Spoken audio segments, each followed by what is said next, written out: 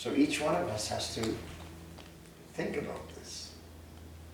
What is the goal of my life? What is the best thing for me? What do I really want? Do I want stress, anxiety, problems, lamentation, difficulties, anger, envy, politics? Do I want this in my life? Or do I want susu kamkata, everything is blissful? Choice is yours. Krishna doesn't force. Prabhupada once said to me, love means no force. Love means no force. It went deep into my heart. Another thing he said to me that I remembered so clearly because I'd never heard it before. He said, don't be Krishna unconscious.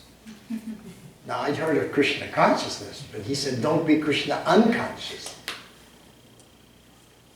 Krishna unconscious means that I've joined this movement and I'm following everything, but automatically, mechanically, by rote. No feeling, no bhav. Just do it, get it over with, finish. You call that unconscious. Don't be Krishna unconscious. He said, first become conscious, then you can become Krishna conscious. So we have to become conscious of what we're doing, what we've been given, this process, full awareness, and do it correctly. And then we can become Krishna conscious. Prabhupada took the genius of Prabhupada. Here's the genius of Prabhupada. This is my final statement. He took the deepest, most profound knowledge that most rishis, swamis, and gurus struggle to explain to people, struggle to understand, and he made it so simple that anybody could understand, even a child. And Einstein, you all know Albert Einstein, who's considered one of the most intelligent human beings. He said that if you know the subject matter really well, you can explain it so simply that even a child could understand. He understood this point. So when sometimes we go and we hear someone speak and we don't, what did he mean? And you don't fully get it. You think, wow, it's so deep. He's speaking at such a deep level, I couldn't quite grasp it. But actually, that's not the case. He didn't understand the subject matter, so he couldn't explain it so that anybody could understand. But we're thinking, oh, Swamiji, he's so advanced. It's a misconception. But when anybody understands the subject matter really well, they can explain it to anyone and everyone can understand it. So I hope that I have spoken in such a way that you have understood it. If not, please ask questions and we can dispel any doubts. So thank you very much. And who will ask a question? Prabhuji, I have one comment about non-violent movement in India. Prior to that, in 1857, especially people in North opposed the British rule.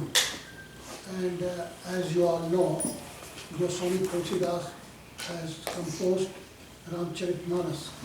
So there is one verse there, and that is Paradheen Sapnehu Sukh Nahi. So as long as you are under the rule of others, you cannot expect happiness. And this particular shlok was prohibited by British government. Nobody could read it loud, Paradheen Sapnehu Sukh Nahi, because they cite danger. That people are getting... Which government was that? Second? Which government? British government. The British government. They could understand the meaning that this would, yeah. So the British government, they didn't last. Yeah. Because in the material world, nothing lasts. Everything comes to an end. Think about this. If everything comes to an end, that means all my relationships come to an end. Everything that I hold dear comes to an end. It means that whatever fleeting happiness is there in the material world ends in heartbreak. That's the meaning. Beginning, middle, and end. I love my parents, but they will leave. Heartbreak. Sometimes the greatest heartbreak to a parent is when the child dies. They don't expect this. So in the material world, there's no susukhan. But we want this. But don't try to think that we can get it in this world.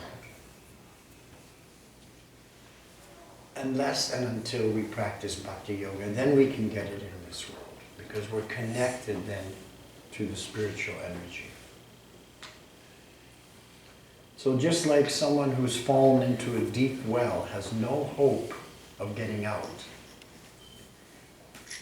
unless someone else comes along and throws down a rope. That's his only hope to get pulled out of the well, is it not? So Prabhupada has thrown down that rope for us. And if we don't hold on to it, to allow him to pull us out, then we must be fool number one. Maybe we don't understand our situation. So since there's no questions, I assume that nobody has any doubts. You explained very, very, very perfect and well. I went inside like a lot of doubts here. Thank you, Hare Krishna. So why don't we chant a little more kirtan to experience that sukh